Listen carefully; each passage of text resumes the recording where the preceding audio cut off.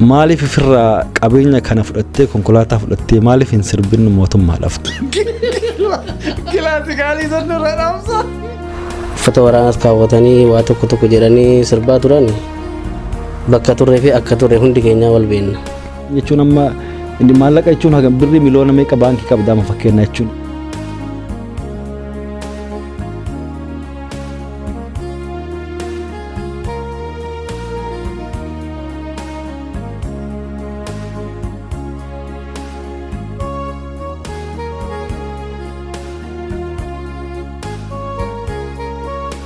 Yooyaa ashama harka fuun hordoftoonni Awuraazii Show idil addunyaa gubbaatti argamtan hundi keessan akkam jirtu naa qabdu isiniin jecha turtii yeroo dheeraa booda walitti deebinee jirra biyya Dubaayitti argamna yeroo ammaa kana akkuma beekamu boqonnaaf as dhufnee as jirra guyyaa har'aa kana keessummaa jabaa tokko isiniif harkaa qaba keessummaa guddaa mucaa mataa daabee qaata beeytanii osoo ani isinitti iyyuu hin himin artiist Falmataa Kabbadaatu na cinaatti argama. Afaan qofaan farsuun taatu waraara. Fashion siyaasa barana Oromaara abokaas kumara kasi kumara ke artist Falmataa Kabbadaa baga nagaan dhufte. Abdii kiyyaayee atis baga nagaan neegdee baga nagaan wal agarreensiin jedha. Akkami diaspora dharee amma biyya Dubaay jirta amma diaspora ma namni biyya irraa bahe hundinuu diaspora ma akkam jireenyi diaspora? Diasporaan ka yeroo biyyatti galan diaspora irratti fakkaata malee yeroo achi akka nama diaspora irratti fakkaatu. Mee haalatti biyya irraas dhuftee fi sababa itti as dhufteef natti himi. Ani jalqaba biyyaa heeruun dhufochaadha. Baqadhees miti ani biyyaa dhufe. Hiriyaa kiyya tokkotu weellisaa Sonnaaf Adam konsertii qaba asitti. Sagantaa isaa kanarratti hirmaachuufan asitti argamee jecha isa gargaaruufan nawaa mannaanan asitti argamee fi asumaanis as ture jechaadha xiqqoo ishee haga haalli biyyaa xiqqoo ishee tasgabbaa'utti xiqqoo as turuu barbaade hiriyoota kiyya bira jechaadha. Artiist Falmataan eenyudhame gabaabsi ifibsi Falmataan eenyu? Falmataan falmatuma. Falmataan yoo Falmataan du'ellee Falmataan hin du'u anatu du'a malee Falmataan hin du'u jechaadha walumaa galatti. Falmataa jechuun ana qofa miti atillee falmatuma. Uummanni Oromoo martuu falmataadhuma jechaadha kan falmachaa jirus namoota hedduutu jira waan ta'eef akkasii Falmataan. Gaggabaabseetuma naa deebisu jirta galatoomi imasitti Dubaayitti mudannoon addaa qabda afaaniin wal qabatee waanuma ta'e mudannoo wayii waan nutti mudandeettu jira.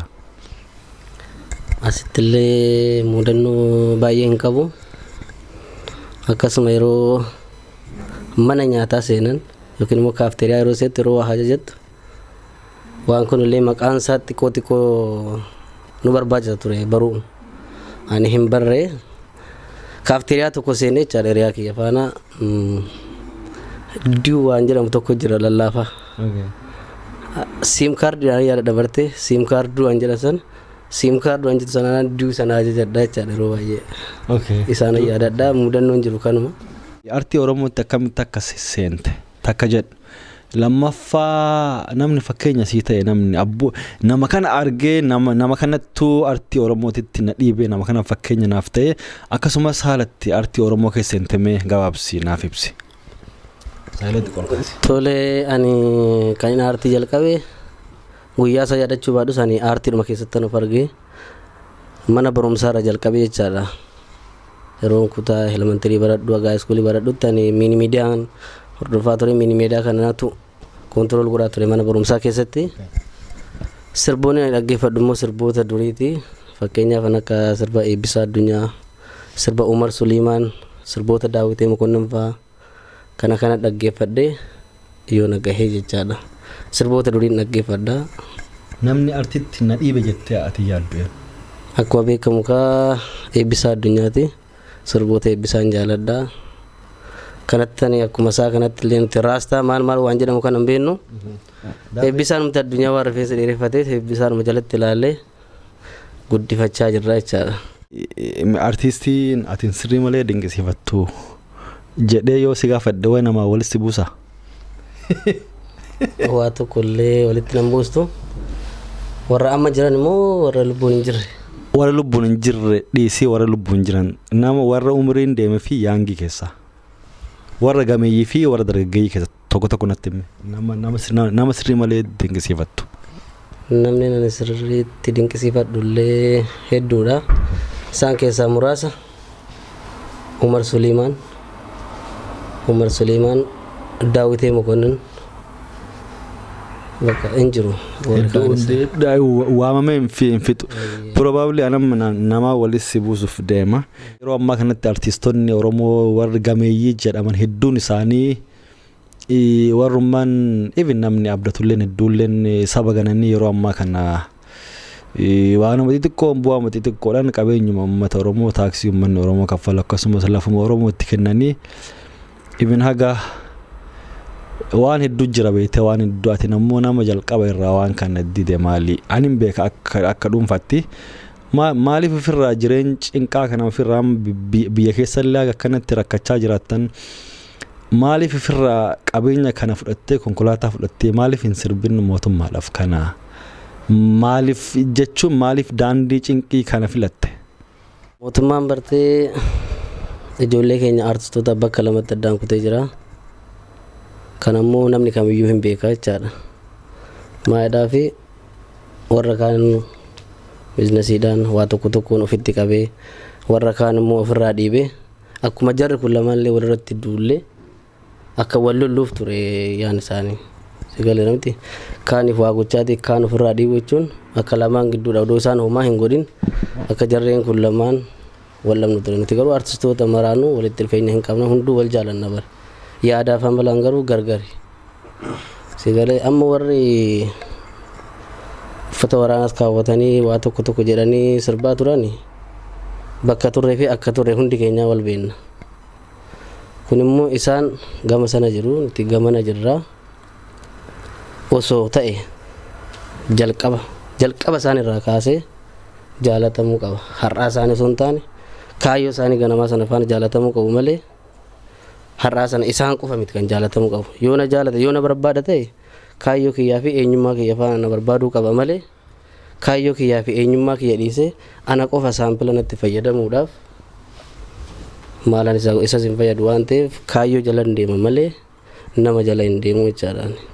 Kaayyootu na hoogganaa kaayyoo na bobbaasa. Gara gaaffii kiyyaatti achis deebisa. Maaliif jireenya cinqee filatte osoo wanni lafaa gas ga'uun nagana ga'u jiru maaliif jireenya cinqee filatte? Lafti as jirti konkolaataan as jira maaliif fudhattee hin sirbin daarektii gaaffii daarektiidha daarektii mannaa deebisi cigoo miti daarektii. Fudhachuun kun rakkoo qaba. Warri fudhate yookiin rakkatee uffata kaawwatee sirbaadha waan ta'eef dirqama isaanii waa fayyadamte ta'uu ta'e immoo dirqama waan fayyadamte sana hojjechuun dirqama keeti. Bakka jirtu sana murteessaadha. Uummata kiyyaafan hojjechaa jira waan ta'eef uummataafan sirbaa jira waan ta'eef malee kanaan akkas ta'e sanaan akkas ta'e jechaa hin jirru. Uummataaf hojjechaa jira. Akkasi wanti jiru rakkoo. Kanaaf wanna tamma naan jechuu jirtu uummata Oromoo rakkatu rakkinni kiyyalleen bal'inni kiyyalleen uummatuma Oromoo wajjini falmataan nama kaayyooti malee nama waan itti amane irratti du'u nama haga lubbuu isaa deemudha malee waan xixiqqoo nama falmataa bittuu mitiidha. Akkasin naa deebifte. Okay.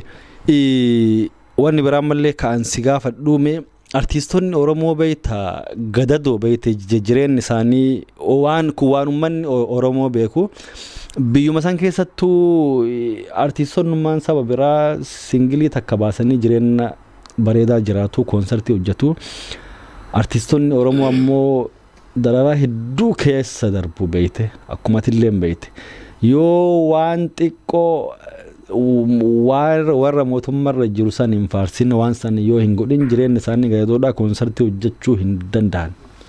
Na hubattee? Kanaaf inkaamillee even haguma jireenyuma dhuunfaa keessatti namni haalli sirba tokko yeroo hojjettu maallaqa itti fixuu malee waan qabdu itti fixuu malee wanni deebi'ee siif dhufaa hin jiru. Kanaaf amma akka dhuunfaatti waan si gaafachuu fedhu falmataan jechuun amma inni maallaqa jechuun haga birri miliyoona meeqa baankii qabdaa ma fakkeenya jechuun namni artiistidhaa sirbi kan kee miliyoonan kalaalamuu beekamaadhaa dandeettii nama cimaa qabu artiist falmataan amma birri miliyoona meeqa baankii qabdaa waan kanniin si gaafachuu danda'a naa deebifta. Akkaawuntii kiyya ammallee yoo irratti dabaluu barbaadan akkaawuntii kiyyaa sumaan dhaamsa dabarfachuu nan barbaada. Akkaawuntii kiyya kan jiru amma miliyoona 60 jechaadha. Saba kanan qaba malee akkaawuntii kiyya wanti jiru tokko hin jiru. Kanaaf artistiin kamiyyuu homaa hin qabnu walumaa galatti. Reefu diinagdeetti seenaa jiru waan ta'eef warri jiranis nuufaa jiraatan bakkuma jiran ta'anii waa guddaa hojjechuu danda'u. Warri bakka biraa jirus nu gargaaruu hin danda'u ture. Akkasitti immoo hin jiru. Fakkeenyaaf amma Zariyuun Wadaajoo fa'aa Niyoo Goobanaa fa'aa waa hin qabdaa. Akka artistoota warra kaanii sana miti. Kan Abashootaa yoo fudhatte amma haga biyya alaatti dhaqamee dooktoriin alaa ajajamee fiiti kan isaan wallaannamanii jechaadha. Keenya garuu an akka Zariyuu Wadaajoo an akka Niyoo Goobanaa amma rakkina keessa jiru. Waan Oromoo ta'aniif akkasitti rakkoo keessa ta'aniitoo dhukkubsachaatiin jiru jechaadha. Osoo artistii biraa ta'anii bakka barbaadan deemanii yaalamuu ture. Isaan keessatti of argaa jechaadhaan. Osoo mootummaan kun artistoota keenya walitti qabate diinagdeedhaan nu kaasa ta'e Zariyuu Wadaajoo fi Niyoo Goobanaa irraa arginaa turre jechaadha. Maadaa fi egereen keenyas akka Zariyuu Wadaajoo fa'aa kana akka Niyoo Goobanaa fa'aa kana jechaadha. Dafnee yoo falanneen ala yoo falmanneen ala furmaata biraa hin qabnu jechaadha. Sirba jaalattu wayi sagalee nu jechuu dandeettaa?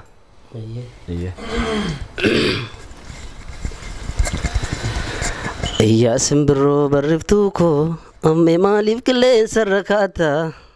Har'a qilleensa irra fiigdus boruu dacheetu si nyaata. Yaa simbirroo barriftuu koo ammee maaliif qilleensa irra kaata? Har'a qilleensa irra fiigdus boruu dacheetu si nyaata. Dibaa beetiyyaa koo dibaa beetiyyaa sobdee sossobdee meeqa baaftee biyyaa. Dibaa beetiyyaa koo dibaa beetiyyaa sobdee sossobdee meeqa baaftee biyyaa. Biyya keessa facaane akkuma urjii samii jireenyi nutti hammaatte baritti barasanii. Lubbuun nu jiraachifte rabbii keenya yaa gaarii galanni kan kennumu mooticha hundaa holee. Kan jiru barriin darbaa namni maaf wal daddarbaa. Kan jiru barriin darbaa namni maaf wal daddarbaa. Dibaa beetiyyaa koo dibaa beetiyyaa sobdee sossobdee meeqa baaftee biyyaa. Artiist Falmataan sirboota hagam qaba haga ammaatti? Ammaan sirbi kiyya jalqabaallee yaa afuuftuu gandaa jedha. Orma gandaatiifan sirbe warra ilaalcha gandummaa qabanii fi warra ganda keessaatiifan sirbe jechaadha. Yaa allaattii baddaa roobee hin balalii maalo roobee hin shararii maalo roobee hin balalii. Yaa afuuftuu ganda sobdee natti ni gini maalo sobdee natti ni gini maalo sobdee natti ni gini. Harka dhiigaa nyaata sobdee natti ni gini maalo sobdee natti ni gini maalo sobdee natti ni gini. Yaa nama sirboota 8 gadhiisee jira. Kanattaan sun immoo amma albama xumuree tanan jira jechaadha. Albama qabadhee agas seegan xumuree gara waggaa 2 darbeera. Baadheetuman taa'ee jira. Hin hattamamne qabadheetuman jira jechaadha albama kana. Sirboota 12 sababa jiru immoo bal'inaan ati sin beektaa. Artistiin Oromoo maal keessaa akka jiru hin beektaa. Uummanni Oromoo sin beeka. Kana uummata Oromoottis himuu hin qabnu waan ta'eef uummanni quba qaba namni kamuu quba qaba jecha. Uummata Oromootiif maal dhaamta?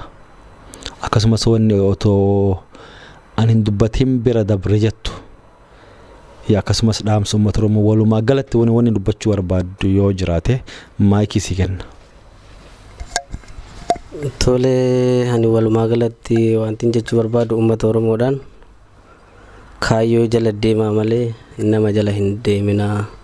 Kaayyoon hoogganamaa kaayyoodhaan bobba'an jedhaan. Hordoftoonni Oraazii Shoo akkasumas uummanni Oromoo biyya Dubaayii fi addunyaa guutuutti argamtan kan wajjin turtii kun artiist Falmataadha. Artiist Falmataan akkuma isin argitan nama ija laafu hin saalfata. Haa ta'uuti waan dubbachuu barbaadu hundaa dubbatee jira. Artiist Falmataanis geeffate fakkaata. anis gama kiyyaan qopheessee qophii kana kan isiniif dhiyeesse Abdii Xayyibuu Waaqoti. Ulfaadhaa galatooma akkuma baratame subscribe itti roobsaa jenne jechuudha. Ayyee galatooma ulfaadhu.